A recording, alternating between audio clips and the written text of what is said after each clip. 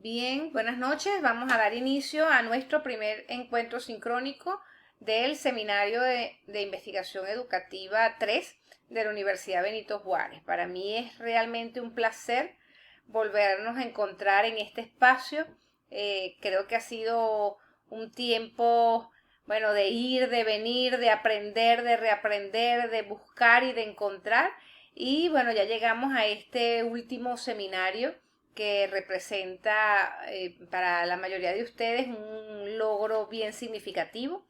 Hay avances diferentes en cada uno de ustedes. Unos tienen un proyecto, un trabajo mucho más avanzado, más construido que otros, pero en su mayoría pues las ideas están claras, están concretas y eso es importante para cada uno de nosotros. Yo estoy feliz de tenerlos aquí y de que podamos dar inicio con esto. Yo les preparé para hoy una presentación para recordar algunas cosas y otras para practicarlas. Parte de lo que vamos a ver hoy, ¿verdad? Lo van a ver ustedes en detalle más adelante cuando yo les comparta unas presentaciones más detalladas relacionadas con el análisis de datos y la validez. Sin embargo, yo quise traer acá para ustedes algunos aspectos clave que pudiéramos concretar en vivo, en nuestro encuentro sincrónico en vivo inicial, desde ahorita, desde este momento, y luego pues lo vamos a ver con más detalle en otro encuentro sincrónico. Ustedes tienen también en el aula virtual una clase del doctor Rafael Aguilar. Extraordinaria la clase acerca de diseños e instrumentos de investigación, está al final de la semana 1. Es fundamental que todos puedan ver esa clase. Y una vez que me entreguen los enlaces, también les voy a compartir la clase de validación de contenidos Quanti y Quali que desarrollaron la doctora Franaida Silva y el doctor Ilmer Palomares. Necesito que vean, por favor, el video del doctor Rafael Aguilar, porque él da algunos insumos también allí relacionados con la validación de instrumentos, pero sobre todo el énfasis tiene que ver con la construcción.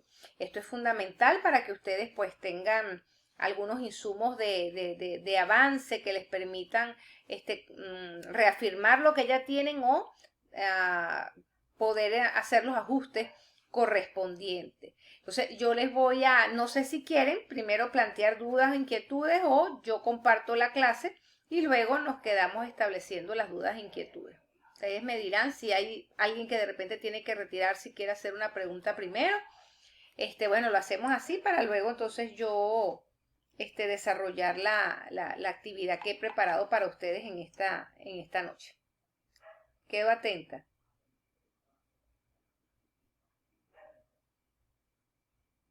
Buenas noches, doctora. Hola, buenas noches. ¿Cómo está? Me habla Mayra Patrón. Hola, Mayra. Doctora, lo que pasa es que yo he tenido unos inconvenientes de salud bastante. Hoy estuve, pues, hospitalizada y todo eso. Entonces, yo he tenido algunas dudas con respecto a la entrega de esta semana, igual en el trabajo de la tesis, el trabajo que estamos haciendo, en cuanto a lo de los expertos. Los expertos, de pronto hay la posibilidad que los tenga de otro país, no importa de dónde No hay sean, problema. no importa de dónde sean, pero necesariamente para la actividad del miércoles a de mañana ya debe estar ese protocolo lleno o estoy bastante nerviosa con eso. No, tranquila, Mayra. Tranquila, Gracias. tranquila, te explico. Mira, no hay problema, puede ser de cualquier país. Por eso no hay ningún problema. En cuanto a la validación, hay personas que trabajan en el sector universitario y que incluso ya han hablado de su trabajo con algunos compañeros y probablemente no haya ningún inconveniente de ya tener la validación lista. Sin embargo, hay otras personas que no trabajan en el sector universitario, que no han compartido su trabajo con nadie y se les va a dificultar un poco más la validación. ¿Cuál es el punto? Que usted diseñe el instrumento de validación. No importa que no tenga ni siquiera un validador, pero por lo menos entrega el diseño de validación. Es decir, yo les mostré el formato, se los compartí creo que en el tablón de anuncio, no recuerdo incluso si se los mandé por el mensajero, pero está en el tablón de anuncio, ustedes diseñen su formato de validación y eso es lo que van a presentar para esta semana. No hay problema en que no tengan la firma, no hay ningún problema. Si la tienen, chévere, si no, para después. ¿Ok? Espero que te recuperes, Mayra. Espero que te recuperes, que te sientas mejor y esto que no sea estrés para ti. Margarita, adelante. Sí, buenas noches. Precisamente hacia allá iba dirigida mi pregunta, porque yo ya tengo hecho el instrumento, todo eso, inclusive yo ya entregué a mi experto, a uno de mis expertos, porque no va a ser solo uno, usted sabe, pueden ser 2 o 3.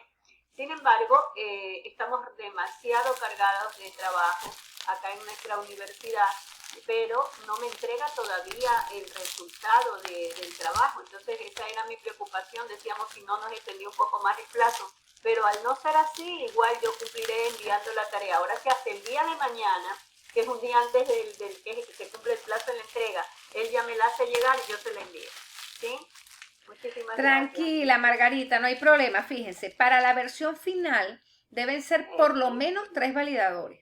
Por lo menos 3 claro, para la versión final.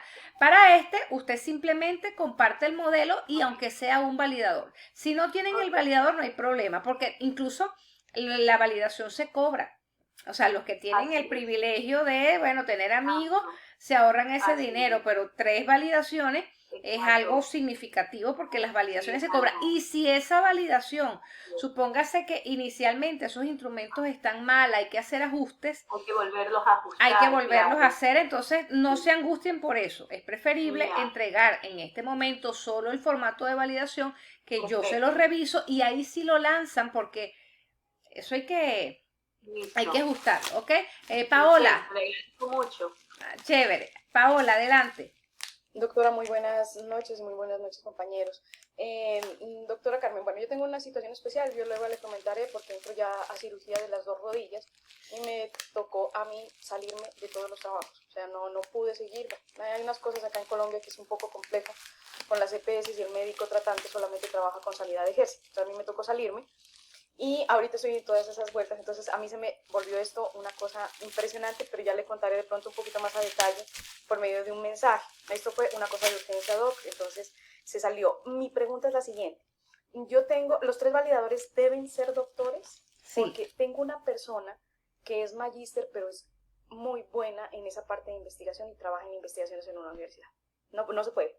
Lamentablemente no se puede. Recuerde que, por ejemplo, así como el estado del arte, tú tienes que buscar el nivel al que tú aspiras. Nunca puedes buscar el de abajo. Entonces, para el estado del arte, tesis doctorales. Para validación, doctores. Lamentablemente no se puede. Pero él te puede ayudar, esa persona, en, bueno, darle la mirada, pues.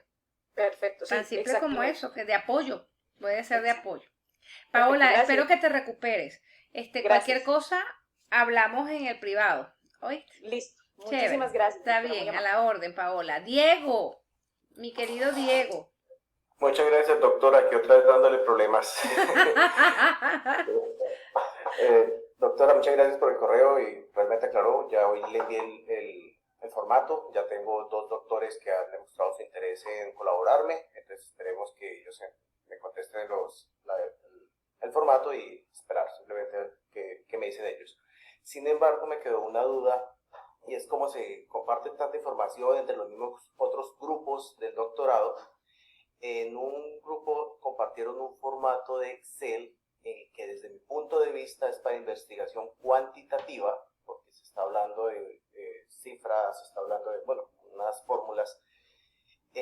Sin embargo, compañero, al parecer en ese grupo nos están indicando que tiene que completar ese formato también. Entonces, no sé de pronto de cuáles sean los parámetros con nosotros, si nos vaya a afectar en el futuro, cómo sea la situación. Bueno, a quienes tengan investigación cualitativa evidentemente no sirve, pero yo desconozco ese otro formato. El que yo tengo oficial es ese que les compartí, pues yo no tengo otro formato, no lo tengo. De todas maneras, déjame chequear, yo voy a preguntar a ver, porque a veces inventan cosas, ¿sabes? Pero es el profesor. un poco para mejorar, pero no es la universidad. Pero pues, también puede ser que, bueno, que no me informaron. Se les escapó, no sé. Es raro, no lo creo, pero el formato que es oficial es ese que yo les compartí, ¿ok?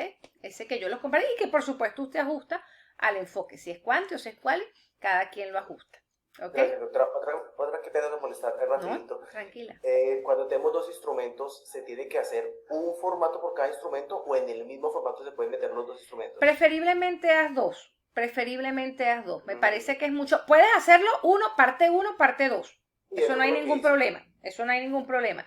Pero a los fines de presentar anexo, entonces pones ver anexo A, entonces a veces los jurados, bueno, tú sabes, dependiendo, si son viejitos como yo, a veces se ponen mañosos, a veces no se ponen mañosos, como tú quieras, pero a menos que hagas la aclaratoria en la redacción, ¿verdad? Instrumento, formato de validación de instrumentos para cuestionario y tal cosa, por decir algo, no sé, o para tales dimensiones, si es que es cuantitativo, que clarifiques. Recuerda que como esto es escrito, clarifique, pero de las dos maneras se puede hacer. Lo que pasa es que a veces los jurados se ponen intensos. Sepárelo. Yo no le veo el sentido, pero como tú quieras, no hay problema. Muchas gracias, doctora. Dale. Mi muy querido Ariel, adelante. Buenas noches, doctora. Buenas noches para usted, para todos los compañeros. Bueno, tengo una duda ahora a raíz de esto que estamos viendo. Pues yo tengo ya dos instrumentos que se los di a dos doctores y hablé también con Franají. Vamos a ver si ella me colabora y dos doctores. Yo espero entregar a tiempo, pero si el caso es que no me alcanza el tiempo, no me llega el tiempo. Usted dice que entreguemos el documento, pero ¿cómo así? Yo entrego los dos instrumentos míos y además la plantilla de validación, pero ¿cómo la entrego si no la han firmado todavía? Entonces, no Le entregas el formato, Ariel. Entregas el formato. Claro. Ya.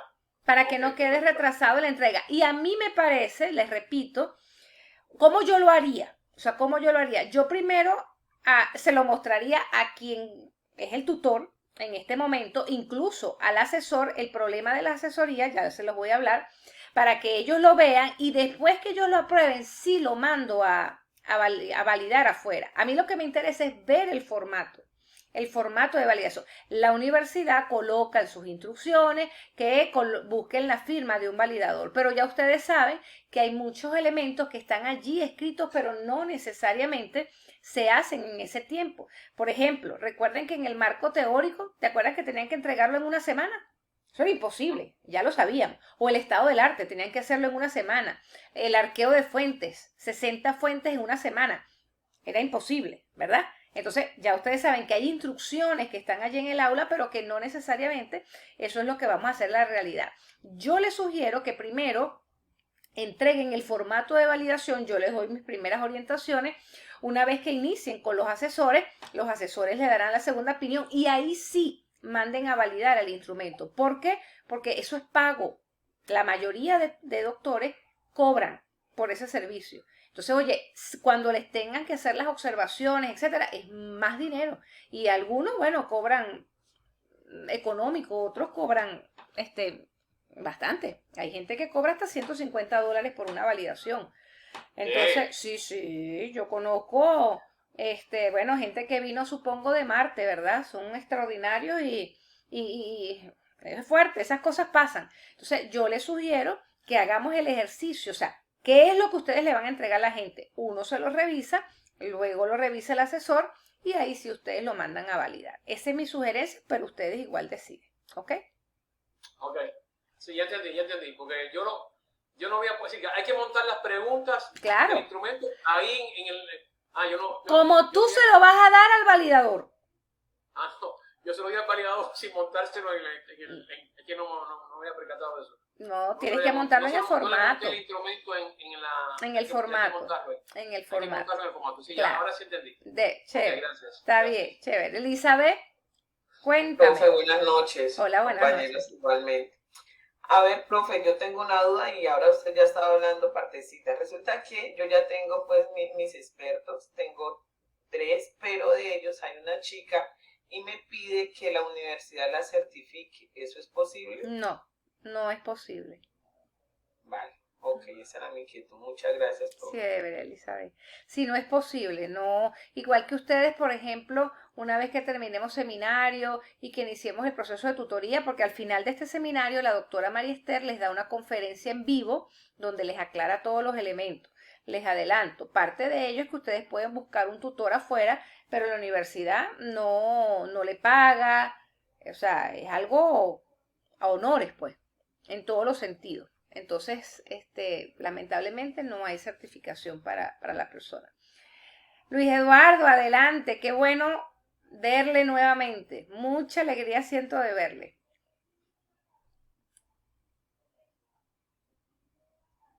Tiene el micrófono apagado, mi querido Luis Eduardo. Me saluda su esposa, qué bueno verlo. Hasta ahora, ¿quién es? Ni quién me lo designa, ni nada. ¿Cómo? No tengo asesor. ¿Cómo? No tengo asesor. No, ninguno en este momento tiene asesor. Y ya les voy a explicar las dos razones. Yo en su momento fui tu asesora, ¿recuerdas? Yo era tu asesora en un momento. Ahora soy tu tutora y ya les voy a asignar el asesor. Les explico de una vez para clarificarle a Luis Eduardo. No he hecho la distribución de asesores concreta por dos razones. Una, porque tengo gente nueva en el grupo. Si se dan cuenta, tenemos a Luis Eduardo, tenemos a Glady, creo que se llama, son personas nuevas. Y hasta que no me entreguen los trabajos, yo no puedo hacer el de la semana 1, yo no puedo hacer la distribución de asesores. Yo tengo entregados, creo que 24 o 25 trabajos que ya están corregidos, gracias a Dios, pero me falta gente. Entonces yo tengo que esperar una semana más, que sería esta, para que la gente que no pudo entregue esa parte. Yo hago la corrección, hago la distribución y ahí es que se puede hacer la publicación. Ese como primer elemento para darle respuesta a lo de los asesores a Luis Eduardo. Pero también voy a aprovechar entre los puntos de agenda de informarle que el trabajo de asesoría cambió. Ya no se hace el trabajo como antes, que nos reuníamos, bueno, no sé, por ejemplo, en el caso de Luis Eduardo, que yo era su asesora, 1 hora, 2 horas, hora y media, y íbamos y construíamos, no, ya el trabajo con los asesores no es así. Hubo un cambio de sistema en la universidad. ¿Qué hacen los asesores? Esos trabajos que ustedes me enviaron de esa primera semana, yo se los entrego al asesor. El asesor hace unas observaciones por escrita, hacemos una reunión en grupo grande, después a través de Zoom, los dividimos en grupos pequeños, ustedes se reúnen con los asesores, comentan algunos elementos, pudiera ser que tengan algún encuentro individual con el asesor, pero ellos van a revisar su trabajo, les hacen observaciones al trabajo y hacemos encuentros sincrónicos para que puedan hacer los intercambios. El sistema cambió en la universidad y eso es lo que vamos a hacer. El otro punto importante que necesito que quede claro es que todos los trabajos deben entregarlo en el documento inteligente. En esta semana la validación no la van a entregar sola. Hay una persona que ya me había entregado la validación y yo no se la corregí. Y no se la corregí, o sea, ya la tenía para el domingo, por lo que le estoy diciendo. No pueden entregar ya de ahora en adelante el trabajo, o sea, la parte que le corresponde, no. Tienen que entregar el documento inteligente, o sea, todo su trabajo de ahora en adelante debe estar en el documento inteligente de la OBJ que ustedes ya tienen. Quienes no lo entregan en ese formato no se les va a corregir. Debe ser en el documento inteligente y debe ser cada entrega todo y van incorporando la parte nueva. O sea, entregan de principio a fin, portada, todo lo que tienen y van incorporando, la parte que se solicita. Eso también cambió. ¿Por qué? Porque el pago a los asesores, por ejemplo, ha tenido muchos inconvenientes porque la universidad no tiene evidencia del trabajo que se está realizando. En segundo lugar, muchas personas han terminado los seminarios y no tienen su trabajo en el documento inteligente. Entonces, la instrucción dada desde la coordinación académica y desde la dirección administrativa de la Universidad Benito Juárez es que deben entregar el trabajo en el documento inteligente y cada entrega entregan completo, de principio a fin, ¿ok?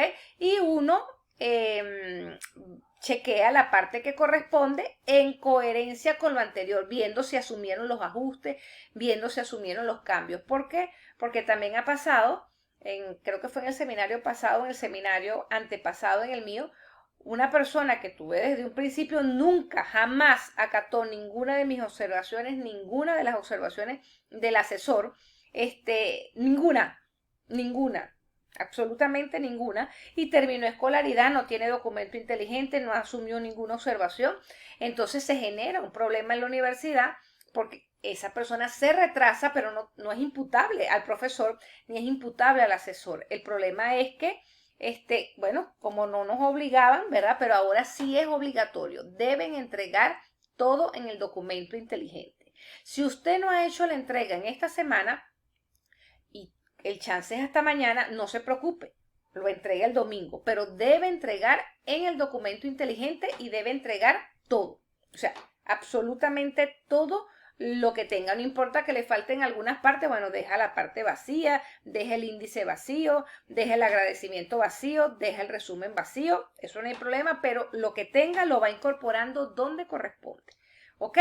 Yo quiero, antes de darle el derecho de palabra a Diego y Margarita, que ustedes levanten, me hagan así, con los emoticones, para ver si se comprendió la información. Necesito saber que, con el que es así. Háganlo aquí, por favor, o enciende la cámara para que quede grabado que yo les di la información y que ustedes están al tanto de esto. Repito, no he hecho la distribución de asesores hasta que todos no entreguen. Y, segundo lugar, esa entrega tiene que ser con el documento inteligente, porque si no, no hay pago para los asesores. Y es injusto, ustedes saben el trabajo que han tenido. Luis, por ejemplo, que yo fui su asesora, sabe que eran horas sentadas hablando porque, bueno, yo soy intensa, ¿verdad? Entonces no hay pago a esas horas, no es justo, no es justo. O sea, hay que hacer las cosas como son. Les agradezco mucho. Vamos a darle ahora sí el derecho de palabra a Diego. Adelante, Diego. ¿Tienes el micrófono apagado? Ah, ya, ahora sí. Doctora. Qué pena volver a intervenir. No. Me generó dos duditas. La primera, con referente al instrumento, pues como mi análisis es comparativo con dos instituciones, uno de ellos no habla en español, por lo tanto mi instrumento estaría totalmente en inglés. O sea, es el mismo instrumento, pero traducido. ¿Sí? Tú vas a tener que utilizar tienes que utilizar un validador del idioma. Sí, eso lo tengo, no hay problema. O sea, entonces suponte que son 3, tú vas a utilizar 4. 2 de contenido, 1 metodológico y 1 de idioma. Me perdí. Suponte que son mínimo 3 validadores que tienes que utilizar. 2 que validen el contenido, es decir, expertos en el tema, gente de inglés, porque es tu tema, de lo que van a comparar de la enseñanza del idioma, ¿verdad? 1 de metodología o 2 de metodología y 1 de contenido. Tú eres el que decide. Pero tienes que incorporar un cuarto que sea de idioma para que él certifique que la traducción es lo más fidedigna posible. ¿Ok? Pues es que, por ejemplo, bueno, es que dentro de los doctores que tengo sobre todo 3 doctores. Uno es una eminencia completa en Colombia de investigación y él es el de metodología. Él es el metodólogo. Sí, tengo otra compañera de aquí que ella es venezolana, es doctora también, pero ella es profesora aquí del distrito. Entonces, ¿profesora de qué? De español y pues de idiomas también. De idioma. Ella pudiera entonces hacerte la certificación de contenido y de idioma. Exacto, hay que preguntar si puede hacer las 2 certificaciones. No hay problema. Y el otro es un doctor, también una eminencia, pero él es americano y él no habla español. Es el a que me refiero, que lo quisiera tener allí también como uno de mis pero él te va a servir como validador de contenido o en metodología. Metodología y contenido. Ok. Él es muy bueno. Porque él tiene, no, pero tú defines. O puedes decir, tú haces la descripción, haces una tabla en donde hables de la validación, haces una tabla y explicas las condiciones de cada uno y dices que él tiene las 2 condiciones, porque a veces eso pasa. Son Ok, extraordinarios entonces, en metodología y extraordinarios en entonces contenido. la pregunta es, cuando los entrego, cuando los presento dentro de la tesis, ¿presento los dos instrumentos, tanto en español como en inglés? ¿O Los solamente dos, presento un no, instrumento? los dos, Ah, ok. los dos. Bueno, eso En no el queda anexo claro, tú gracias. incorporas la validación. Si la haces, tiene que estar incorporada en Gracias. anexo. En anexo. Gracias. Eso ¿Por qué tenía en duda. anexo? Y oigan atentamente esto todo. ¿Por qué en anexo? Porque si presentan la validación en el desarrollo, cuando pasen el Turnitin les va a dar un amplio nivel de coincidencia. ¿Me explico? Ok. Entonces Vale. tiene que presentarla en anexo. Ahora bien, el documento que nos compartió, tiene portada, tiene unos elementos muy claros, el documento que nos compartió, que da la impresión de que es un documento diferente del documento inteligente que estamos entregando. Y eso Porque es un yo anexo. creí. Porque es un anexo. Eso va en anexo. Ahora bien, en el anexo se coloca con la portada y con todo el contenido como Sí, estaba. sí, sí. Dice, pones el instrumento original, en tu caso son dos, el español y en inglés, y colocas todos los formatos firmados, la parte firmada, la colocas de cada uno de tus validadores. ¿Sí me explico? Colocas el instrumento, en tu caso, voy a hablar del caso de Diego, el instrumento en español, el instrumento de validación, el formato, perdón, formato de validación en español, formato de validación en inglés y las 3 firmas de validación. ¿Sí? Las 3 firmas de validación. En el caso de los demás, su formato en español, no hay problema, y las 3 firmas de validación. ¿Van a utilizar 5? Las 5 firmas de validación. No hay ningún problema. ¿Sí me explico? O sea, solo la parte del donde firman, donde les colocan las X, esa parte, pues si no queda muy extenso. Pero lo tienen que colocar en el anexo. No lo pueden colocar arriba. Eso tiene que estar en el anexo, porque si no, como ese formato de validación es de la VJ, les aparece como plagio. Entonces lo cuentan como plagio o como coincidencia, pues para no utilizar el término, pero ustedes entienden pues de lo que estamos hablando. Entonces tenemos que cuidar esos detalles. He aprendido también muchas cosas porque me pasó con una tutorada de VJ, por ejemplo, fíjense ustedes que eso yo no termino de entender. Yo no sé si es que a ella le están haciendo una jugada o qué. La palabra matriz, todo el mundo usa la palabra matriz, ¿verdad? Bueno, a ella le arrojaban un 1% de coincidencia, solamente por el uso de la palabra matriz. Eso es absurdo. Eso es absurdo porque la matriz es una palabra, evidentemente, es una palabra. Entonces todos los para me lo va a colocar como coincidencia. No tiene sentido. Entonces, ¿qué es lo que hemos aprendido? Hay personas que están aplicando el Turnitin de manera inadecuada, porque por cada aplicación cobran 150,000 pesos como mínimo, los que no tienen acceso a las universidades. Entonces, ella ha hecho como 5, ¿ves? Entonces, claro, al principio se habían elementos, por ejemplo, ella metió los instrumentos arriba, no los metió como anexos. Entonces se los contaba, bueno, terrible, terrible. Entonces, todas esas cosas van como anexo para que no se los contabilice, ¿ok?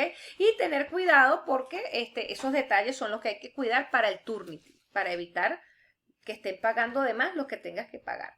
Ok, Ariel levantó la mano. Sí, doctora, qué pena. Es decir, yo no, el documento inteligente, yo no lo tengo aún. El documento inteligente lo dimos desde Enfoque, creo yo, de Seminario 1. Eso lo tienen todos. Claro. Sí, a comienzos, A Ariel, comienzo. después en el propedéutico, en los 2 primeros encuentros que tuvimos, ahí está el documento Claro. inteligente. Ese tiene un año con fecha, perdón que le interrumpa, Sí. año 2021, y dijeron que si nosotros queríamos conservar, trabajar en el mismo porque ha salido uno nuevo, hagamos una carta, lo dijo la doctora. Sí, eso no hay problema. Vamos a trabajar con el viejo. Vamos a ¿Está en la trabajar con el plataforma viejo. entonces? Sí, Claro, en los viejos. De todas maneras, Ariel, no te preocupes. Tú me escribes y yo te lo mando al correo. ¿Te parece? O me recuerdan ahora y se lo subo al tablón de anuncios, pero ya eso es un documento Bueno, viejo. Ya estoy viendo que alguien más, alguien más que también tampoco lo tiene. Glenia, no sé por qué, porque eso es viejo, eso es de seminario, de enfoques. Desde enfoques empiezan a trabajar con eso, y en cada seminario eso se los dan, en cada curso, porque ese es el documento de la universidad. Entre todos los documentos que le dan, les dan ese. Sí lo debes tener. Se llama documento Revisa, inteligente. Ariel. Sí, se llama No, documento yo no inteligente. tengo, no. Yo sí he escuchado hablar de él, pero no lo tengo. Ok, por favor me recuerdan y yo se lo subo a plataforma. Ok, yo se lo Listo, subo a doctora. plataforma. Ajá. Sí, Margarita. doctora, yo tengo una gran inquietud ahora con eso que hablaron del nombre de los tutores, porque en la primera página ahí uno dice asesor fulano de tal, y hace un tiempo a nosotros nos preguntaron si es que nosotros teníamos nuestros tutores asesores particulares con quien también hemos ido trabajando, aparte de los cotutores que han sido pues ustedes. A mí me designaron en este caso al doctor Rafael Aguilar, y con él yo he ido haciendo pues encuentros, hemos tenido eso y hemos dejado pues las evidencias a las que usted me refiere. Pero cuando yo presente mi documento como tal, el nombre que debe de ir sería el de mi tutor al que la universidad le dio la carta. Sí, señora, al final al que la universidad le da la carta. Así es. Por ahora, el nombre que va es el mío, por ahora, porque yo soy la de la materia. El asesor es un ayudante de mi persona. Por ejemplo, cuando yo era asesora de Luis Eduardo, el nombre que iba era el de la doctora Franaí, yo no aparecía para nada. Después él decide, no, es Consuelo, por eso, o sea, el nombre que aparece es Consuelo una vez que te den la carta de asignación. Fíjense, otra cosa que está diciendo Margarita en este momento, yo creo que vamos a cambiar la dinámica de hoy, ¿verdad? Porque hay muchas preguntas y sí quiero clarificarlas. Hay personas, yo no sé qué pasó, no tenemos idea qué pasó, pero algunas personas hicieron, no sé si es que entraron a una reunión, no tengo idea, les dieron una carta de asignación de tutor. A ustedes no les pueden asignar tutor en este momento porque no han terminado escolaridad. ¿Sí me explico? O sea, no puede haber asignación de tutor porque no han terminado el proceso de escolaridad. Entonces, el tutor se tiene cuando usted termina seminario 3. Allí la profesora María Esther les da una charla, entonces, bueno, ella les dice, mire, escriban aquí, háganlo aquí, pero no sabemos qué pasó, que ahora, entraron a una reunión que no era, lo citaron, no sabemos, yo no sé, no sé, pero eso ha pasado. Ustedes, hasta que terminemos seminario 3, están bajo mi orientación. Los asesores son apoyo a mi administración. Si usted después se va a quedar conmigo, chévere. Si se va a quedar con el tutor, chévere. Si va a buscar otro de afuera, chévere. Eso es su decisión, eso es totalmente factible y está bien. Pero por ahora, la orientación que tiene que seguir para la aprobación de la asignatura es la que, en el caso de ustedes, la que corresponde con mi persona, ¿ok? Un poco para clarificar esos elementos, para que ustedes puedan estar claros y se eviten los roces. A mí me escribieron unos estudiantes que yo era asesora y ya me dieron una carta de asignación. Yo no voy a transgredir la acción de mi colega. Bueno, después que terminen, no hay problema, yo los atiendo. Si yo voy a ser la asesora, la tutora, no tengo ningún problema. Pero mientras tanto, eso no va. ¿Ok? Pero sí es bueno que me lo hayas dicho, Margarita, porque entonces en la distribución debo mantenerte al doctor Rafael. Sí, sí. Entonces, si yo llego a equivocarme, Margarita, te ruego que me escriba, profe, acuérdese, porque bueno, tengo muchos estudiantes. Profe, recuerda que yo tengo que estar con el doctor Rafael. Ya, entonces en la presentación de hasta ahora de mis trabajos tengo que ponerlo al doctor Rafael como asesor por ahora. Asesor, pero la tutora soy yo. Ya, pero en la tesis cuando yo la presente, entonces... A él. Después. Por eso, pero yo tengo, porque cuando yo mandé la carta y me la aceptaron, que fue la doctora María Esther Alcántara que hizo una reunión con nosotros y nos dijo, y ahí ya me mandaron una carta que me dijeron, entréguesela a él, y por eso es que yo estoy siguiendo. Pues, no hay problema, eso fue un error, ¿ya? Porque no debió darse ahorita. La profesora asume que tú estás ya terminando seminario 3, porque eso se hace cuando ustedes terminan. Bueno, pero igual no va a haber ningún inconveniente en que yo pueda conservar la tutoría de él. Él, perfecto. Las tareas, es mi nombre, claro, porque si no se presenta, el profesor no está contratado en la universidad. ¿Me entiendes? Claro, El claro. contrato lo firmo yo. Cuando administración ve, ¿qué pasa aquí? ¿Ve? Hay problemas, que eso es lo que, porque el sistema cambió, porque esas son las inconsistencias. Por ejemplo, hay tutores que eran muy anegados, se entregan, revisaban, pero no quedaba la evidencia. Entonces los estudiantes, Constancia. En exactamente. este caso, yo lo pongo al doctor Rafael. Claro, claro, claro. Tú le pones, por ejemplo, tutora Carmen Consuelo López, asesor, doctor Rafael. Cuando ya vayas a entregar la tesis, me sacas a mí y lo pones a él. Y listo. O sea, al tutor personal, ya no sería el doctor Rafael tampoco. Ah, bueno, no sé, claro. Claro. No, si te dieron la carta de Rafael. No me dieron de Rafael, me dieron la de mi tutor personal. Ah, bueno, La que no, por mandaron. ahora no va. Por ahora no. Perfecto. Eso es para luego después. sí. Es porque si Ya, no, Miguel. generas problemas administrativos. Ya, por eso lo pongo a Rafael entonces. y Ah, a usted Rafael, como tutor. asesor, como asesor. Asesor. Ujú. Ya, doctora, gracias. Ujú. Chévere. ¿Alguna otra pregunta? Gady, adelante. Sí, buenas noches, doctora. Hola, Gady. Y nuestros compañeros. Mi pregunta es, luego de que terminamos toda la programación del seminario, que ya la universidad me asigne el asesor, ¿qué tiempo me estaría acompañando ese asesor en la elaboración de la tesis? Chévere, que Heidi. De todas maneras, todos esos datos, la doctora Marister tiene una conferencia que dura alrededor de 2 horas, entre preguntas, bueno, a veces más, 2 horas y media, entre preguntas que ustedes hacen y todo eso, y ella les explica todo eso. Eso no se lo van a explicar ahorita, sino después. Lo que sí te adelanto es que tú terminas la escolaridad en este tiempo, ¿verdad? Luego van a ver otra materia que es para la elaboración del artículo científico, que no recuerdo cómo se llama. Y luego empieza el tiempo de desarrollo del trabajo de grado, ¿ok? En eso tú tienes 1 año para desarrollarlo. No terminaste, tienes 1 año más y hasta ahí se acaba el tiempo. Eso es lo que establece la universidad. Desde que termina seminario 3, empieza 1 año a correr. Terminó el año, ¿verdad? Deberías entregar. No entregaste, tienes 1 año más. No lo hiciste, se pierde todo. Ese es el tiempo. Bien, muchas gracias, doctora. Otra cosita, Adelante. doctora, si es posible, si está dentro de su posibilidad de compartir el documento inteligente. Sí, cuando nuevamente. terminemos yo se los comparto. Yo se los voy a, Por se los favor. subo. Tranquila, no hay problema. Yo se los subo. Ujú. ¿Alguna otra pregunta? ¿Alguna otra duda? Bien, voy a intentar entonces hacerlo resumido porque aquí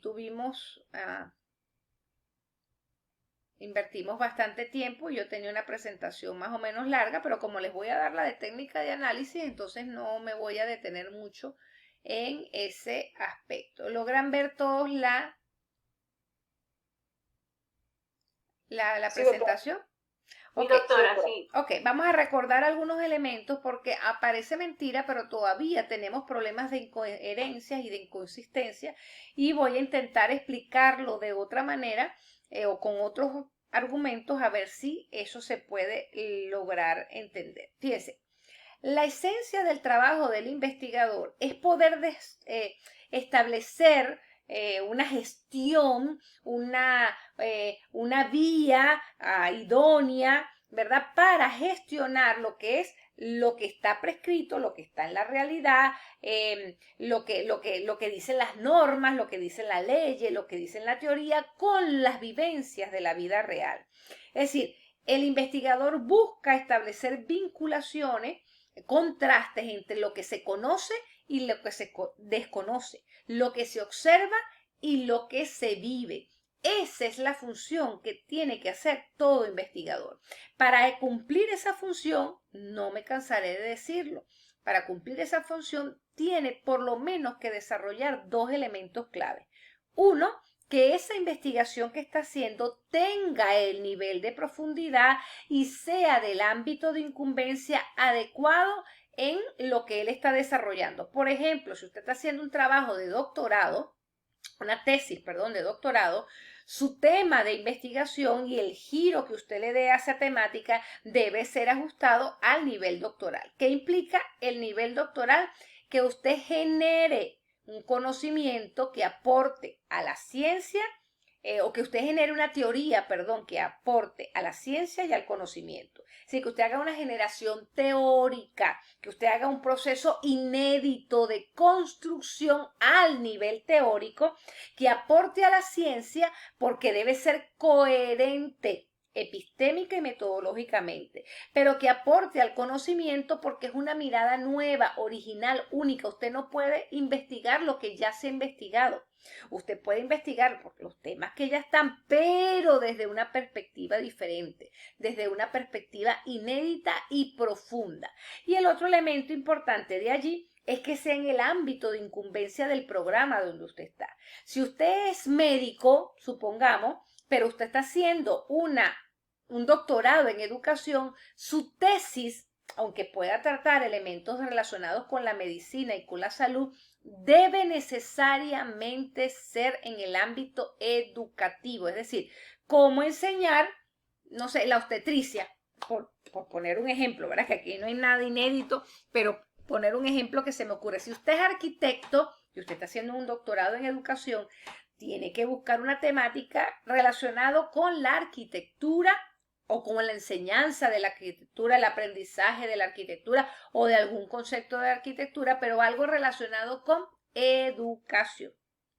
Eso es un primer elemento. Y el otro punto importante es que como ese aporte inédito, original, único, ajustado al nivel, debe aportar a la ciencia, la perspectiva epistémica y metodológica que usted utiliza debe ser coherente. Usted no puede decir que va a trabajar un enfoque de tipo cuantitativo y utilizar preguntas abiertas, o decir que va a trabajar un enfoque cualitativo y utilizar preguntas cerradas, porque es incoherente. Entonces, esos dos elementos que hemos hablado desde un principio resultan fundamentales, sobre todo en esta parte donde ya usted pudiera empezar con la aplicación de instrumentos, pero si lo demás, lo anterior no está claro, eso va a ser un ejercicio que no le va a servir para verdaderamente adelantar en la tesis.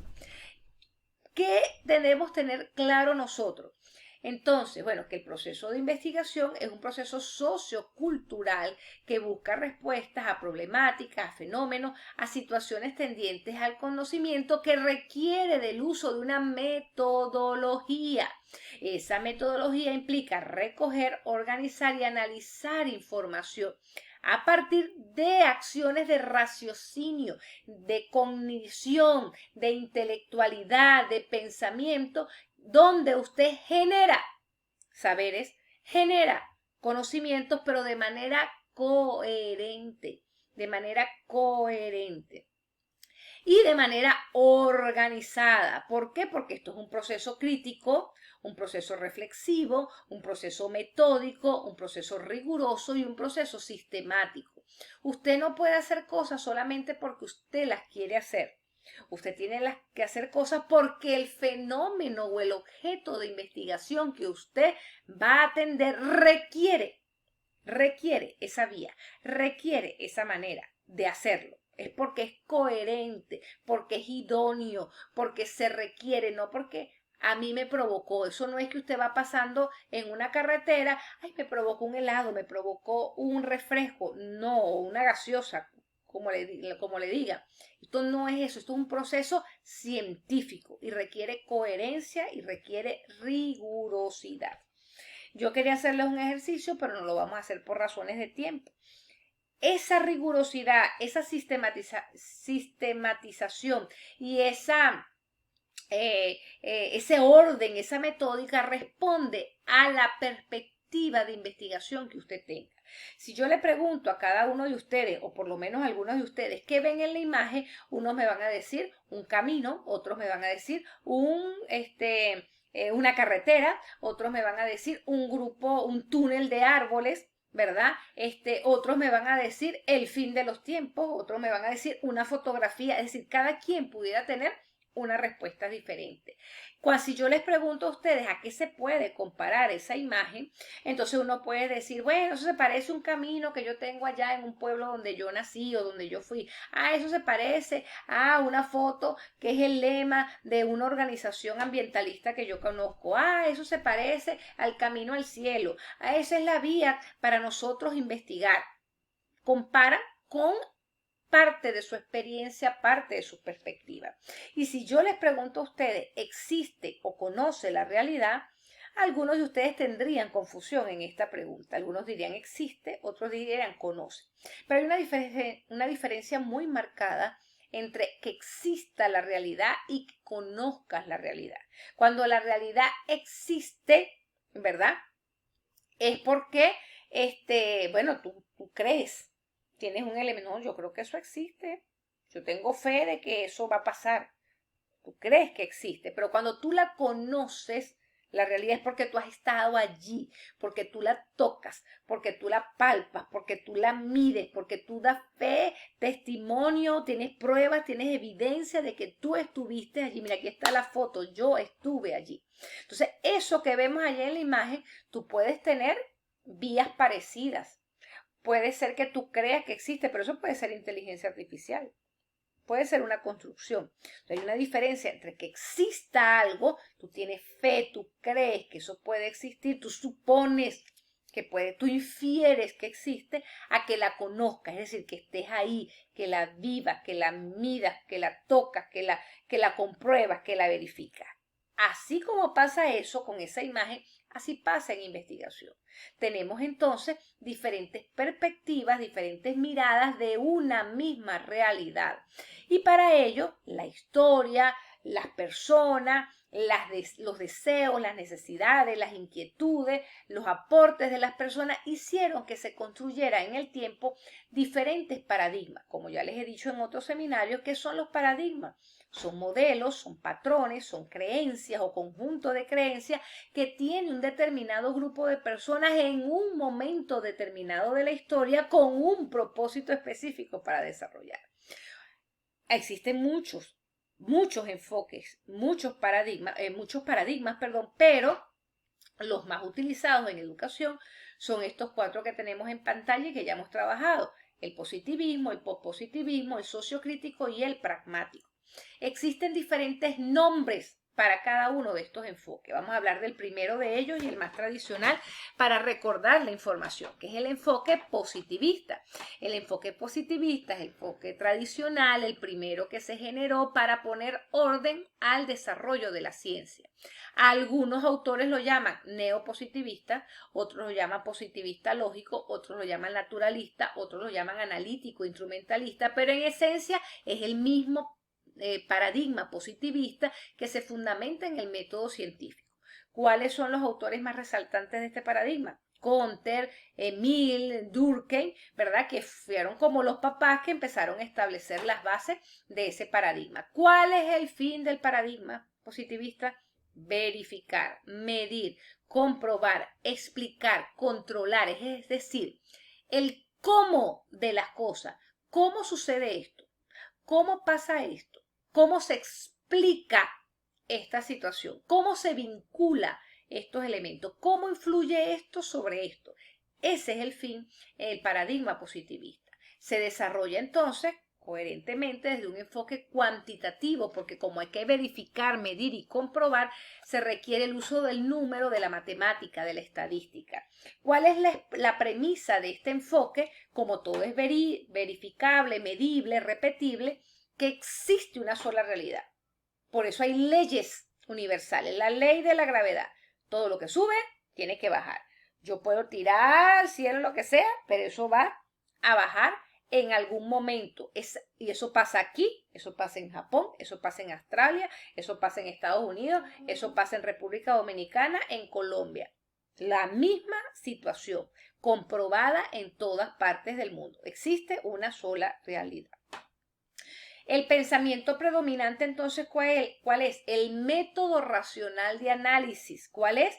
El deductivo.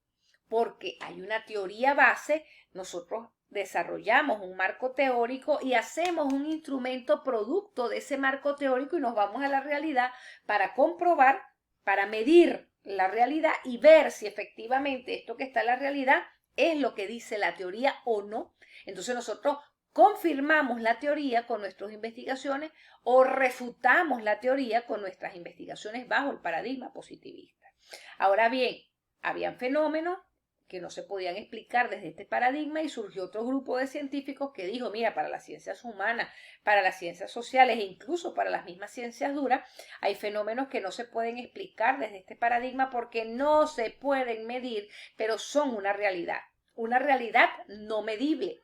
Son fenómenos que forman parte de la existencia humana y social, pero no pueden medirse. Entonces se genera un nuevo paradigma denominado pospositivismo. ¿Por qué post? Porque es después del positivismo. También algunos autores lo llaman fenomenológico interpretativo, otros autores lo llaman postnaturalista, otros autores lo llaman sujetocéntrico, otros autores lo llaman paradigma comprensivo, pero en esencia interpretativo, ¿verdad? Pero en esencia es el mismo paradigma postpositivista. Algunos autores clave para ello fueron Husserl, el papá de la fenomenología, y Schur.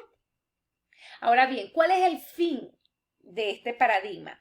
La comprensión y la interpretación de la realidad, es decir, más que explicar el cómo suceden las cosas, medirla, verificar esto cómo influye aquí, esto cómo se relaciona con esto, cómo se vinculan estas cosas. La comprensión y la interpretación es ver qué piensa la gente, cómo interactúa la gente, qué sale de esa interacción de la gente, es decir, el porqué de las cosas, más que el cómo. Oye, pero ¿por qué allá en República Dominicana hablan así? ¿Por qué en Venezuela actúan así? O sea, ¿por qué en Colombia pasa? ¿Por qué en Latinoamérica? ¿Por qué en la escuelita ya? ¿Por qué? El porqué de las cosas en contextos particulares de tipo social, cultural y educativo. Ahora bien, ¿cuál es el enfoque que se utiliza aquí? El enfoque cualitativo, porque trabajamos con hechos, con fenómenos, con situaciones, con experiencias, con creencias, ¿sí? Con símbolos, con significado. Eso es lo que trabajamos acá. ¿Cuál es la premisa central? Existe existencia contextual y particular de diferentes miradas de la realidad. Oye, para mí la identidad de género es una locura, para mí es la vida misma, para mí es, bueno, no, la moda del momento, la tendencia, un mismo tema, diferentes realidades, porque existen elementos contextuales, elementos particulares que en un mismo fenómeno me lo hacen ver de maneras diferentes, como el ejercicio que les planteaba anteriormente. ¿Cuál es el pensamiento predominante allí? Lo inductivo, porque se parte de lo particular hacia lo general, de lo particular, la realidad local de tal lugar, de tales personas, en ese momento, en ese tiempo, en ese contexto. Porque si lo haces en otro tiempo, aún con las mismas personas, en el mismo contexto, la cosa pudiera cambiar. Realidades particulares. Surgió otro paradigma que decían, no, mira, ya va, o sea, está bien, hay que explicar las realidades, hay que comprenderlas, hay que interpretarlas, pero también la esencia es transformar realidades. Entonces surgió un nuevo paradigma que se llama el sociocrítico, ¿verdad? Que es producto de la teoría marxista, de la teoría crítica, y por eso ese paradigma también se llama crítico dialéctico, crítico social, marxista, de liberación, etc. Los autores más reconocidos aquí son Habermas, Marcus, Adorno, ¿verdad? Que ellos hablan acerca de la necesidad de cambio y transformación de las realidades a partir de la investigación. Es decir, la investigación no es para explicar cómo suceden las cosas, ni para dar sentido al porqué de las cosas, sino el para qué. O sea, averigüé esto para esto, es decir, para transformar y cambiar la realidad. ¿Cuál es la premisa central del paradigma sociocrítico? Que la realidad es intersubjetiva y requiere ser liberada, requiere ser emancipada, requiere ser transformada. Y el tipo de pensamiento predominante, por supuesto, es inductivo, porque también el enfoque con el que se desarrolla es cualitativo. Se generan realidades de transformación en contextos pequeños. ¿ok? Y surgió recientemente un nuevo enfoque que se llama, el nuevo paradigma, perdón, que se llama pragmático, a partir de la incorporación de la globalización, de las tecnologías, de la virtualidad. Bueno, las realidades se complejizan, ya no son tan quanti o quali como antes, ¿verdad? Tienen de ambos elementos, entonces surge el paradigma pragmático, también llamado paradigma complejo, paradigma holista, paradigma integrador, ¿verdad? Propuesto por autores como Sam Siever, que se atrevieron a, como pragmáticos al fin, ¿verdad? Se atrevieron a unificar el trabajo de Train y de Yi, que es del siglo pasado, que también la gente decía, no se puede, los fundamentalistas decían, solamente se puede medir la realidad. Y otros decían, no, lo importante aquí es describir las situaciones. Fundamentalistas, sirve esto, lo otro no. Los estructuralistas decían, bueno, ya va, sirve lo cuantitativo y sirve lo cualitativo, pero no lo unas. Esos son los estructuralistas. Los pragmáticos decían, no, es que depende del fenómeno. El fenómeno te revela qué es lo que sí o no se puede hacer. Entonces, ellos se atrevieron y empezaron a argumentar y a organizar el cómo se podían hacer investigaciones de este tipo. ¿Cuál es el fin del paradigma pragmático? La integración de fenómenos en fenómenos complejos. Es decir, hay fenómenos que son tan complejos que no puedes separar lo cuanti de lo quali porque no darías explicación al fenómeno. ¿Cómo se desarrolla entonces este enfoque? A través del enfoque mixto. Una parte es quanti y una parte es quali. Allí tenemos un problema central que tener en cuenta. ¿Por qué? Porque si usted va a desarrollar un enfoque mixto, entonces usted tiene que tener objetivos quanti, objetivos quali, objetivo integrador. Si usted va a desarrollar enfoque mixto, entonces debe tener técnicas quanti, técnicas de recolección quali y pudiera utilizar técnicas integradoras. Usted tiene que hacer un análisis para lo quanti, un análisis para lo quali. Usted tiene que validar y darle validez y confiabilidad al instrumento quanti y tener técnicas de rigor para el instrumento quali. Debe tener técnicas de análisis para lo quanti y técnicas de análisis para lo quali. ¿Sí me explico? Debe estar organizado de esa manera porque se sobreentiende que usted está trabajando ambos enfoques y no los puede plantear de manera desordenada. De hecho, en el análisis usted plantea el análisis quanti, el análisis quali y las metainferencias, que es la integración de ambos elementos. Ahora bien, ¿cuál es la premisa del paradigma sociocrítico? Que la realidad es plural, la realidad es compleja, la realidad es multidimensional, no es solo quanti o solo quali. ¿Cuál es el método racional de análisis entonces? La abducción. ¿Por qué la abducción? ¿Qué es la abducción? La abducción es ese fenómeno, ustedes saben, con esta tendencia de los extraterrestres, que dicen, él sufrió una abducción. La abducción es que lo llevaron a la persona que estaba aquí en la Tierra, se la llevaron los extraterrestres, la tuvieron allí en la nave espacial y luego lo lanzaron otra vez a la Tierra con un mensaje. Es decir, él va y viene. Eso es abducción. Se utiliza lo quanti y se utiliza lo quali. En un mismo proceso, en una misma vida, en un mismo proceso de investigación. Esto implica coherencia.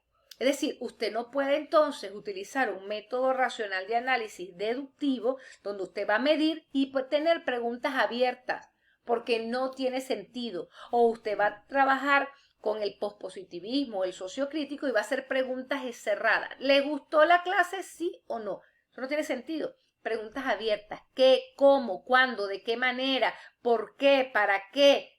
¿Sí? ¿Quiénes?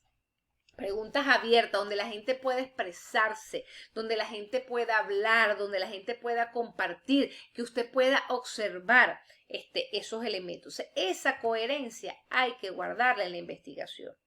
Recuerden que en el enfoque cuantitativo, como todo es medible y verificable, tiene que haber una secuencia lineal del proceso, mientras que en el cualitativo hay un poco más de recursividad, los procesos se mantienen, pero bueno, usted pudiera ir primero al paso 1, luego al 3, oye, me regreso al 2 que no no está claro aquí, no me regreso al 1 porque me falta información, ahí sí voy al 2, luego me voy al 4 para proyectar, no, pero entonces me regreso al 1 otra vez porque no, mira, no era lo que yo había interpretado, ¿ves? Es más recursivo. Entonces existe diferencia entre lo quanti y lo quali. Por ejemplo, cuando usted está trabajando en lo cuantitativo, usted está cuantificando, explicando a través de los números, por ejemplo, cuántas personas se interesaron en agarrar los tacos gratis. Eso es lo que a usted le interesa, el cuánto. Mientras que en lo cualitativo, usted es más qué piensa, qué sintió, qué emociones surgieron, cómo se siente, ¿verdad? ¿Por qué dice que se siente así? Eso es lo que hacemos. Esta ejemplificación yo creo que es fundamental para entender entonces cada uno de los enfoques y cómo el enfoque mixto debe tener una parte quanti y una parte quali para después poder generar las meta-inferencias. No puede ser en un mismo elemento. La estructura del reporte de investigación y del proceso de investigación tiene que ser separada. Y en este enfoque mixto, entonces tenemos diseños metodológicos particulares, así como en el cuantitativismo tenemos nuestros diseños, en el enfoque mixto también. Y separamos la parte quanti y la parte quali, a menos que sea el diseño de integración que ninguno de ustedes le recomiendo hacer. ¿Qué implica esto también? Bueno, que los verbos cambian. Los verbos para cada paradigma cambian porque tiene fines diferentes. Si yo quiero ir para Santo Domingo, ¿verdad? Yo no me voy a ir primero a Argentina, porque me estoy yendo al lado contrario de donde yo estoy. ¿Sí me explico? Porque yo quiero ir para Santo Domingo, Argentina no me sirve. No me sirve porque eso está muy al sur. Chile no me sirve porque está lejos. Si yo quiero ir para Estados Unidos, ¿verdad? Entonces el camino es hacia arriba. Tengo una ruta trazada. Dependiendo de lo que usted quiera, usted tiene una ruta. En el caso de el enfoque cuantitativo, el paradigma positivista, los verbos tienen que ser fríos, duros, porque usted va a medir, usted identifica, por ejemplo, cuando usted identifica, a usted lo robaron en la calle, Dios lo guarde. Entonces, atraparon al ladrón. Usted tiene que ser testigo, identificar al ladrón. El 1, el 2, el 3, el 4 o el 5. Diga cuál fue el que lo robó. Usted los observa bien. El número 2 fue el que me robó. Si es el número 2, el 1, el 3, el 4 y el 5 quedan libres. Usted identificó entre un montón de acciones. Es algo frío, es algo calculado, es algo medible. Es esto y no es otra cosa más. ¿Ve? Identificar, determinar, analizar, definir, establecer, medir, demostrar, verificar, probar, formular. Son verbos fríos, verbos duros de cuantificación. Ahora en las investigaciones cualitativas se utilizan, si esto es duro, bueno, estos son blandos, ¿verdad? Cálidos. Verbos que impliquen más elementos de comprensión, de interpretación, de transformación, comprender, interpretar, mostrar, buscar, generar, relacionar, explorar, comparar, contrastar, reflexionar, visualizar, sentir, ¿sí? Son verbos más abiertos. Pero hay verbos también que son no determinantes, es decir, pueden usarse tanto para lo quanti, para lo quali, dependiendo de lo que usted requiera. Por ejemplo, descubrir, configurar, diseñar, articular, construir, mostrar, comparar, relacionar, evaluar, interactuar, englobar, globalizar, validar, contrastar, contextualizar, complementar, aproximar. Son verbos más que pudiéramos utilizar en uno o en otro enfoque dependiendo de lo que vamos a hacer. Entonces, por eso mi insistencia, este verbo no es del orden cualitativo, no es coherente con lo cualitativo, porque es que es una cuestión de lógica, de coherencia, de metódica, de rigurosidad. No es capricho de la profesora Carmen, no es capricho de la Universidad Benito Juárez, no es capricho de los convalidadores, es ciencia, y la ciencia es coherente y racional.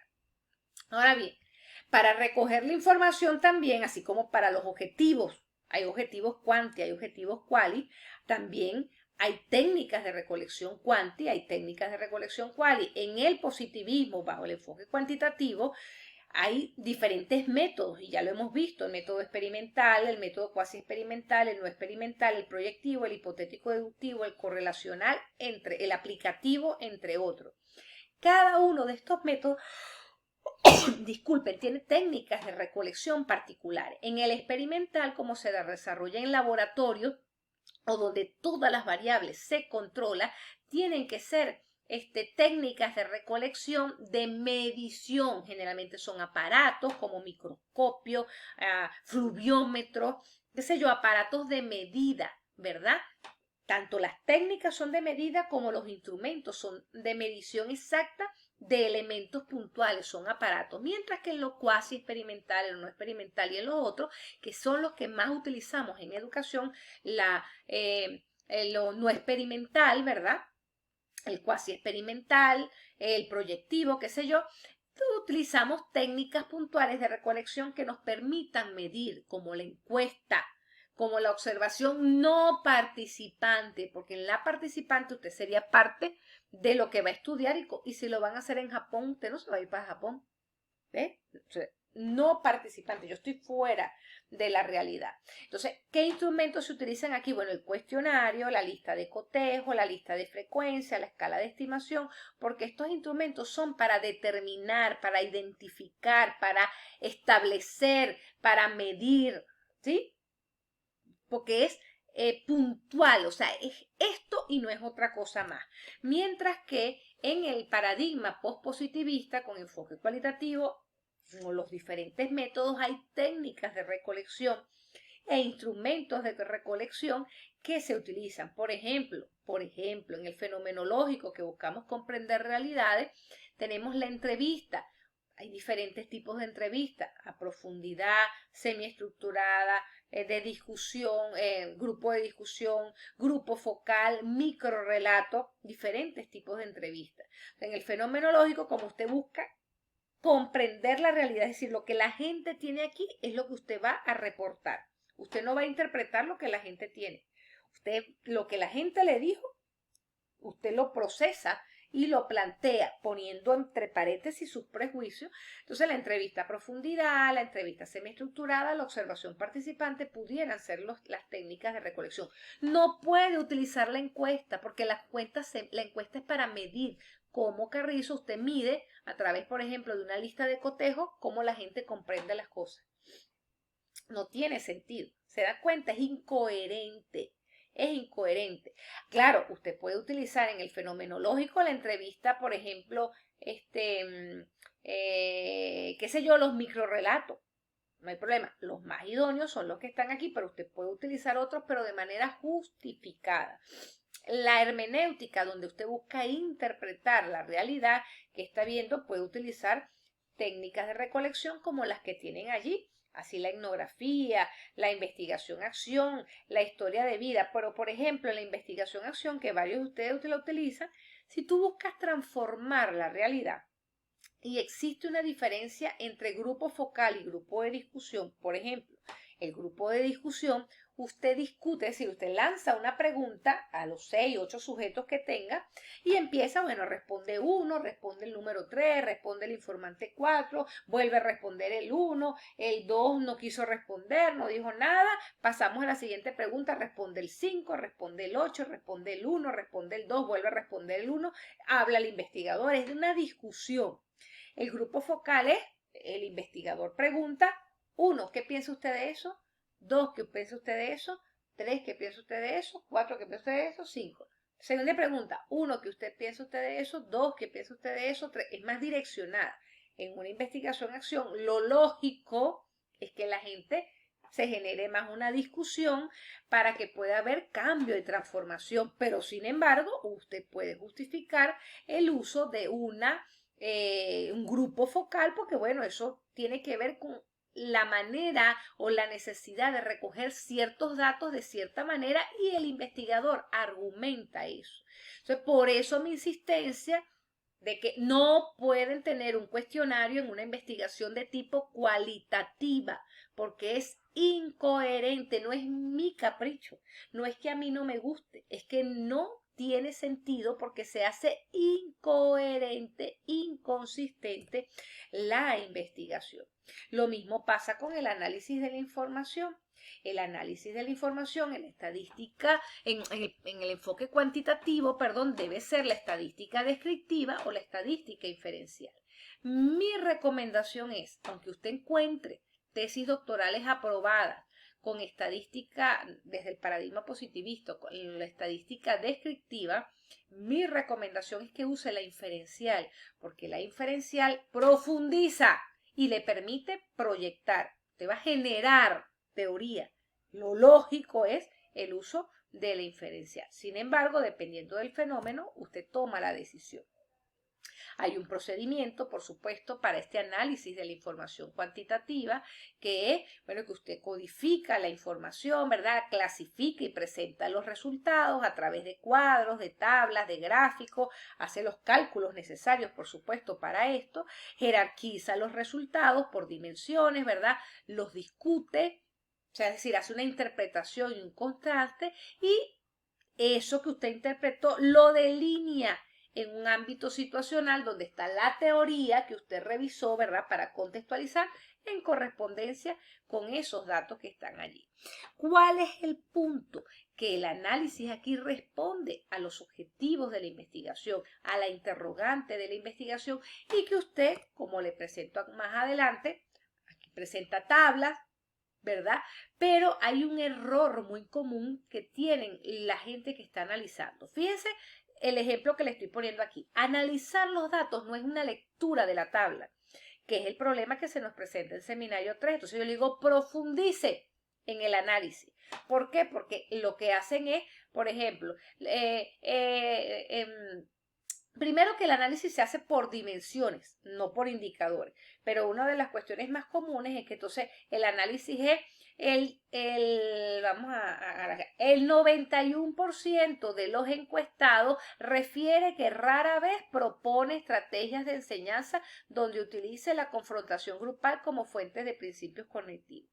Esto es una lectura de la tabla. O sea, yo estoy leyendo la tabla. Si está la tabla, ¿para qué carrizo voy a repetir eso en prosa? No tiene sentido, no es un análisis.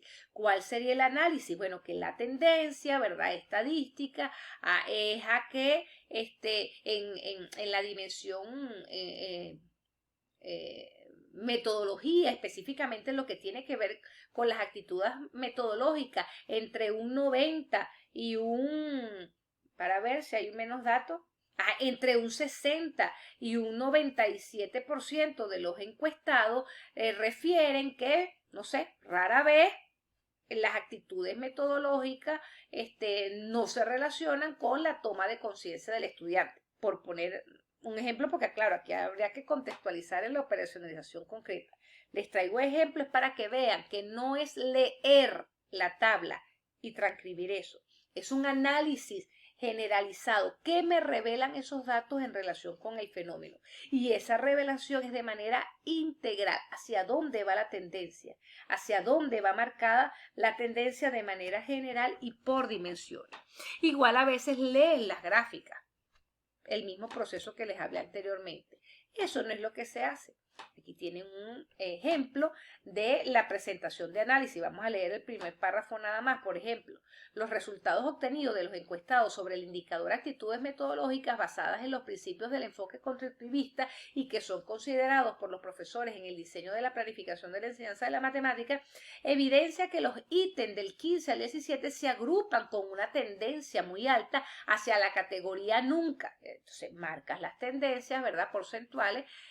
Lo que evidencia que las estrategias de enseñanza propuestas en la planificación de la instrucción de los profesores del área de matemáticos no estimulan la conciencia del estudiante respecto a sus potencialidades, dejando de promover discusiones de forma que asuman posiciones frente a elementos de valor, el cual dejan de proponer ideas nuevas.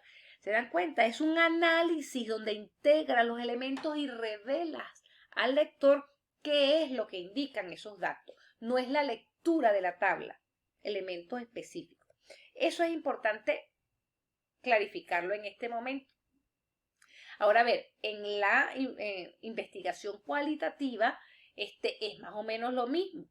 Aquí tenemos técnicas de análisis, algunas de ellas idóneas, propias del método de investigación, que son las que tendríamos que utilizar. Por ejemplo, para el fenomenológico, las historias de vida, se utilizan los procesos normales, tradicionales, que son codificación, categorización, estructuración, contrastación y teorización. Ahorita les voy a explicar dos de ellos.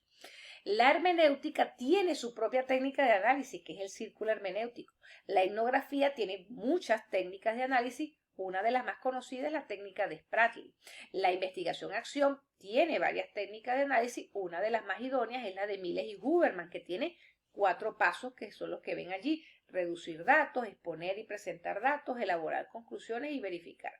La teoría fundamentada tiene su propia técnica de análisis, que es una de las más conocidas, que es el método de comparación continua o el método de comparación constante. Ahora bien, en investigación cualitativa, dependiendo de la intencionalidad, usted perfectamente desde la fenomenología, haciendo un estudio fenomenológico, pudiera utilizar el método de comparación continua, porque usted necesita establecer los 3 tipos de codificación.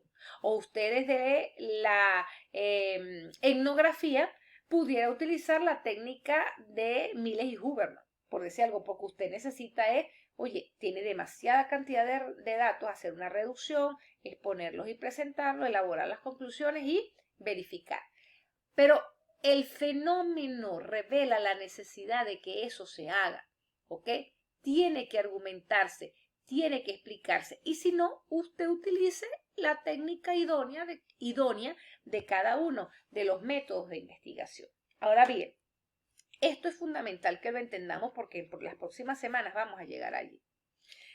Todo en investigación cualitativa es texto y todo en investigación cuantitativa es número, estadísticas, matemáticas, ¿ok?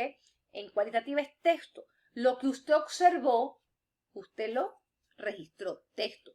Lo que a usted le dijeron, usted lo grabó, lo transcribió, lo registró, texto. Todo al final. Usted hace un sociodrama porque usted quiere demostrar, quiere explorar cómo actúan ellos con el valor solidaridad, por decir algo. Usted se desmaya, hay alguien, tiene una filmación, él está filmando todo eso que usted ve en la filmación, texto. Todo en investigación cualitativa es texto. Ahora bien, investigación cualitativa no es un procedimiento mecánico. Si tenemos diferentes técnicas e incluso podemos combinar técnicas con métodos, no pueden ser que todas las investigaciones hermenéuticas tienen obligatoriamente que ser con el círculo hermenéutico. No es así, porque depende del fenómeno. Por tanto, no son procesos mecánicos, ni mucho menos son procesos estadísticos. Por eso no pueden utilizar cuestionarios, ni listas de cotejo, ni escalas de estimación, porque sería incoherente, no habría análisis estadístico. No es una vía fija que ofrece resultados. Nosotros en investigación cualitativa no tenemos resultados porque no hacemos operaciones matemáticas, tenemos hallazgos. No es un recorrido lineal y unívoco. Todo el mundo tiene que hacer el círculo hermenéutico 1, 2 y 3 así, ¿no? Tú puedes cambiar las matrices, haces los 3 pasos, la comprensión, la interpretación y la aplicabilidad, los pasos los mantienes, pero el uso de las matrices cambia, pones una matriz con otros datos, con otros elementos.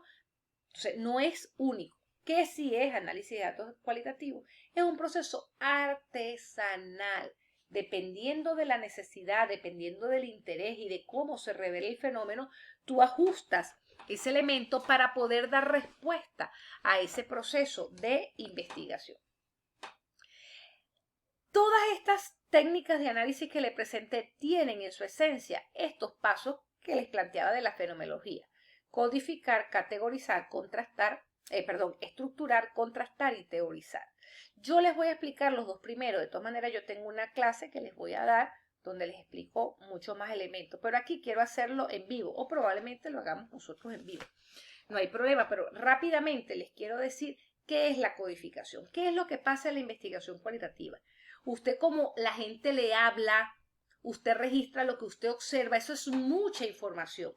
ese texto se hace amplio, muy grande. Entonces usted tiene que buscar mecanismos para ver qué sí le sirve y qué no le sirve. Eso de buscar qué sí le sirve es la codificación. Es un proceso de reducción de datos a partir del cual usted a una frase gigante le asigna una idea, una palabra, una frase para reducir, para toda esa expresión grande, reducirla en una idea, en una palabra, en una frase. Eso es lo que se hace en la codificación. Una vez que usted codifica, usted establece las categorías, es decir, usted empieza a unir esas palabras, esas ideas, esas frases que usted redujo, las une, las vincula y establece categorías, donde usted relaciona estos grupos de elementos con un concepto, con una etiqueta semántica en particular. Ahora bien, yo les quiero dar un ejemplo para que podamos ver a través de un ejemplo la diferencia o qué es el código y qué es la categoría. Imagínense que nos vamos a mudar. Vamos a mudarnos de oficina, vamos a mudarnos de casa. Yo me voy para República Dominicana, porque me invitaron en la Universidad Autónoma de Santo Domingo. Me mudo con mi familia, me voy. Adiós Maduro. Me voy para República Dominicana, ¿verdad? Yo cuando me mudo, usted cuando se muda, usted tiene muchas cosas en su casa. Pero usted para la mudanza no se las lleva todas. Usted dice, no, porque usted generalmente tenemos cosas guardadas, cosas viejas, o cosas que hoy el vecino la necesita. No me voy a llevar esto, yo voy a comprar uno nuevo por allá, esto ya tiene mucho tiempo. Usted decide qué se lleva y decide qué va a dejar. Eso es la codificación. Una organización inicial que usted hace donde usted reduce lo que se va a llevar para la mudanza. ¿Qué se lleva para la nueva casa? ¿Qué me llevo yo para República Dominicana? ¿Y qué se queda en Venezuela? Porque lo voto, porque lo reparto, porque lo regalo, porque lo vendo, por lo que sea. ¿Qué me llevo y qué se queda? Esa es la codificación. Ahora bien, una vez que yo decido qué es lo que me voy a llevar, ¿verdad? Lo demás lo regalo, lo reparto, lo que sea. ¿Qué me voy a llevar? Eso yo lo tengo que organizar porque no me voy a llevar eso así. Yo lo organizo en caja, en paquetes, en bolsas, en como sea. Ahora bien, ¿cómo organizo eso? Esas son las categorías. ¿Ve? Oye, yo lo voy a organizar por áreas de la casa. Es decir, en estas cajas voy a meter todo lo que es lo de la cocina. En estas cajas voy a meter todo lo que es de la sala. En estas cajas meto todo lo que es de baño. En estas cajas meto todo lo que es comida. Lo organizo por áreas de la casa. Ah, no, yo lo voy a organizar por uso. Bueno, es que esto lo uso para dormir, esto lo uso para vestirme, esto lo uso para deporte, esto lo uso para X cosa, por uso. Por resistencia, no, mira, aquí vamos a meter lo frágil, el vidrio, los cristales, ¿sí? Aquí vamos a meter lo más duro, la lavadora, la nevera, o lo uso por valor. No, aquí vamos a meter lo que vale más, lo llevamos aquí, lo más costoso aquí, lo que es más simple, bueno, lo metemos en estas bolsas, en estas cajas. Esas son las categorías. Los códigos es que nos llevamos para que nos llevamos a donde nos vamos a mudar, qué necesitamos y qué nos llevamos, qué nos sirve y qué es lo que nos vamos a llevar. Y las categorías es, bueno, cómo organizamos eso que nos vamos a llevar en cajas, a través de qué, por tamaño, por material, por espacio, por uso, por color, por resistencia, por valor. Ese es el proceso de categoría y de codificación y de categoría. Yo voy a dejar hasta aquí la presentación porque después tenemos entonces en detalle, yo les presentaré ejemplos de lo que es el análisis de datos cualitativo en otra clase. Estos elementos se los quiero presentar porque llegamos a la etapa final. No puede ser que todavía tengamos los mismos elementos, que yo siga, este no es el objetivo, recuerde fijar los objetivos se tienen que fijar dependiendo de los verbos, tienen que ser ajustados al enfoque, pero además usted requiere estructurar el método, o sea, cuando yo lea los objetivos, es que mira, él colocó aquí interpretar y comprender, eso es fenomenológico hermenéutico, para donde vaya. No, mira, él puso aquí que va a hacer un diagnóstico de cosas, puso aquí que él va a hacer, se me fue la conexión, bueno, pero sigo en la grabación. Esta persona puso aquí que va a ser, vamos a ver allá, a ver qué tengo acá.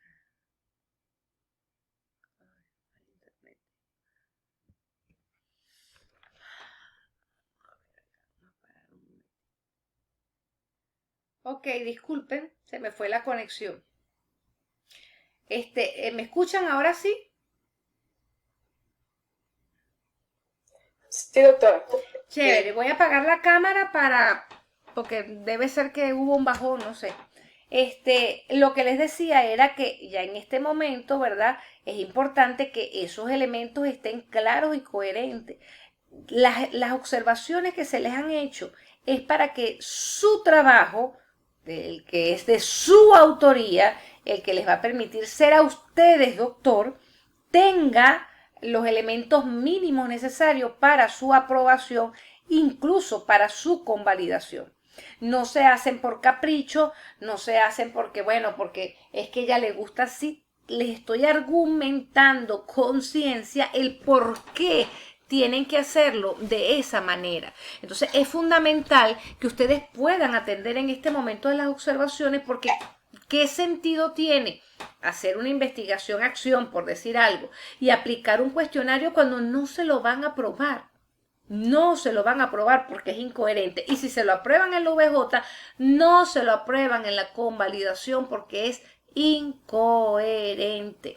O sea, hay que hacer los ajustes en este momento, hay que hacer las entregas en este momento como se debe, porque es su tesis doctoral, es para su beneficio y para que pueda tener los elementos mínimos necesarios. Estos son los aspectos que a mí me parece que son más importantes para trabajar. Aquí tenía otra cosa anotada. Ok, con respecto al resumen. Ya va. Con respecto al resumen. El resumen es el documento, la sección de la investigación más importante por cuanto es, después del título, lo que la gente va a leer. ¿Qué debe tener el resumen? Eso no lo hemos visto en una clase, pero yo quiero compartírselos a ustedes. Se lo voy a dejar acá grabado. Ustedes verán la grabación y después, si no les da tiempo de anotar, pues lo revisan con calma. El resumen debe tener la idea problemática de la investigación, es decir, ese problema central de la investigación debe estar de manera resumida en una frase. Después de allí usted coloca el objetivo general. Después de allí usted coloca los autores más relevantes. Esos autores deben implicar una organización internacional, porque acuérdese que el planteamiento del problema, ¿usted cómo lo hace? De lo macro a lo meso a lo micro. Así son los autores. Un autor referente de una organización internacional, algunos autores, un autor de la teoría de entrada, que usted va a desarrollar. Por ejemplo, si usted está desarrollando el aprendizaje, no sé, el constructivismo, entonces coloca Vygotsky, ¿sí? Que es el autor que representa el constructivismo. O sea, el autor clásico, la organización, el autor clásico y alguna investigación, alguna tesis doctoral que le haya orientado y que le haya servido en su investigación. Entonces tenemos idea problemática, objetivo general, autores relevantes, toda la descripción epistémica metodológica, es decir, paradigma, enfoque, método, técnica de recolección, técnicas de análisis, población y muestra y las técnicas de rigor. Luego vamos a colocar un hallazgo central, luego una conclusión central y después una descripción sencilla de ese modelo, ese constructo, esa aproximación teórica, esa teorética, qué sé yo, ese aporte que usted está dando a la investigación.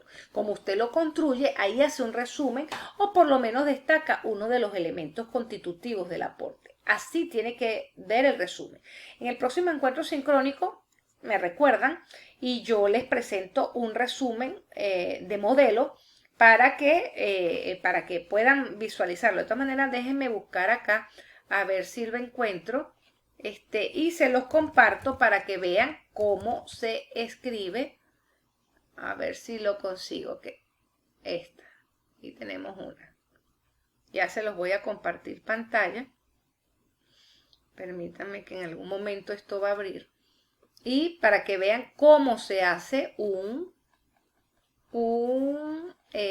resumen que puedan aprobar para la convalidación. Ya les voy a dar el derecho de palabra. Permítanme aquí completar esta parte que me parece importante. Voy. ¿Logran ver pantalla? ¿Sí? Sí, ya se observa. Ok, fíjense, una idea problemática central, es decir, el resumen del problema. De ese resumen que se genera el objetivo de investigación, el objetivo general. Después los referentes teóricos más utilizados, ¿se dan cuenta? Tobón, porque él habla de competencia, Murga, que es una de las investigaciones, igual que Cayos y otros, y la CEPAL, son los, una organización, una corriente teórica y 2 investigaciones colocó él. 2 tesis doctorales que le ayudan o 2 trabajos de investigación que le orientaron. Luego toda la descripción epistémica metodológica está acá. Fíjate, hasta aquí. Todo esto es la descripción epistémica metodológica, ¿ves?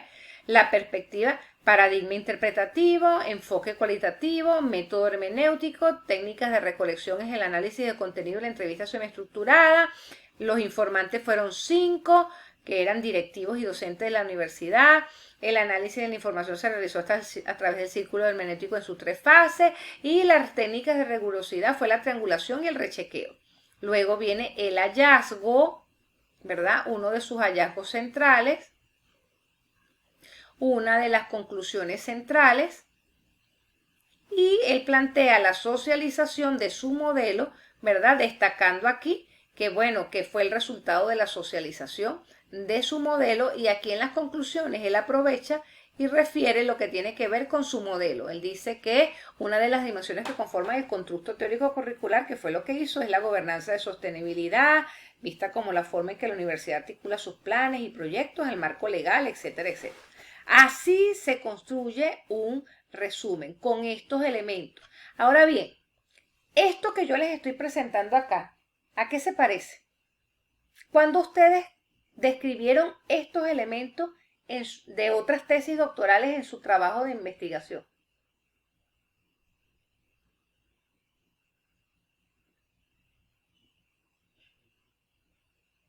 Piensen, cada uno de estos elementos que estás aquí, ustedes lo utilizaron en una parte de su tesis cuando ubicaron otros trabajos. ¿En qué parte fue? ¿Sí me escuchan? Hola.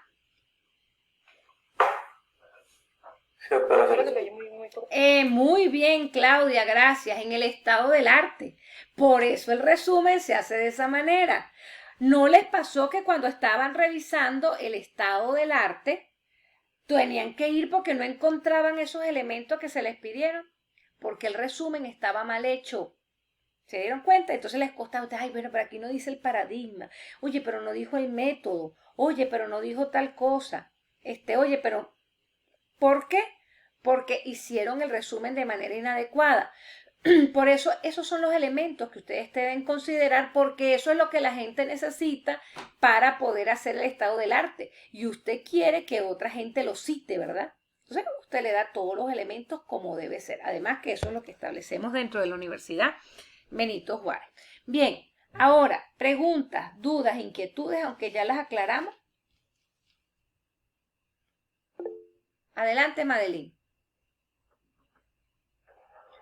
Buenas noches, doctora y compañeros. Mi duda es en cuanto al formato que nos dio para la validación de los expertos en el punto 5, en la operacionalización de las variables. Si yo tengo algunas variables que no voy a medir en el instrumento que le estoy dando a los expertos para que me validen, porque las voy a medir en otro instrumento. Esas no las pongo allí para no confundir a los expertos, ¿verdad? Exactamente. Ya era eso, gracias. ¿Alguien más? ¿Alguna otra pregunta? ¿Una duda? ¿Una inquietud?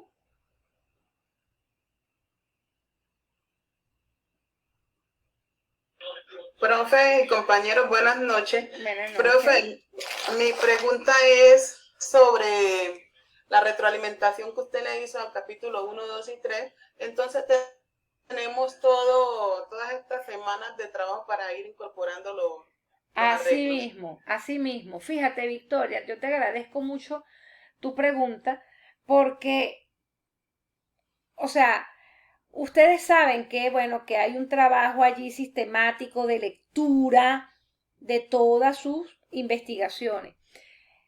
Esto no es para que usted entonces, bueno, pase la semana, pasan los seminarios y algún día lo voy a hacer. Para poder avanzar con paso firme, tienen que hacer esos ajustes.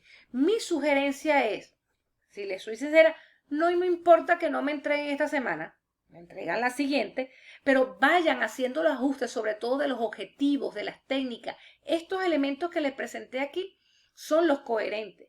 Los objetivos tienen que estar ajustados, tiene que haber un planteamiento del problema claro, tienen el paradigma, el método, el enfoque tiene que ser ajustado. Yo inclusive les pongo, este no es este, les cambio, les redacto, les doy sugerencias y siguen cometiendo los errores. Entonces, por eso yo quería el encuentro de hoy para argumentarles, para que vean que no tiene que ver con capricho, tiene que ver con coherencia. Eso es ciencia, es rigurosidad, es metódica. A quienes tienen observaciones, porque yo también entiendo, todos trabajan, están ocupados, nos enfermamos, no hemos podido adelantar. Por favor, pónganse al día antes de seguir avanzando en cosas que no tienen sentido, porque usted entonces va a perder la oportunidad de avanzar con paso firme y lo que va a hacer es un trabajo que no le va a servir. No le va a servir, tan simple como eso. No le va a servir. Bien, ¿alguna otra pregunta? ¿Alguna otra inquietud? Buenas noches, profe, ¿cómo Hola, está? Judy. Bien, mi amor.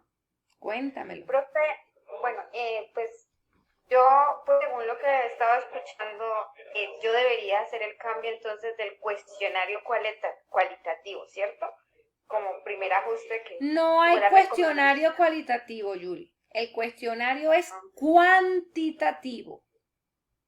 Vale, profe. Ajá. Pues, bueno, y la segunda, esta información que usted nos está dando, nos la envía al correo. Sí, yo les publico en el tabón de anuncios, acuérdate, yo siempre les publico el link del video. Yo ahorita lo voy a poner a cargar, no me va a dar chance hoy. Se los publico mañana. Ah, vale, profe. ¿Okay? Muchísimas gracias. En el tablón de anuncios. Chévere, para que tengan los cuadros, para que vean ahí la coherencia. Ahí lo tienen. Les di el capítulo 3 completo prácticamente. Si ven los cuadros donde estaba la coherencia con el enfoque, bueno, ahí está la técnica de análisis, ahí están los instrumentos, está listo. Ahí tienen cuadrado cómo poder hacer su investigación de manera coherente. ¿Ok? Voy a dejar de grabar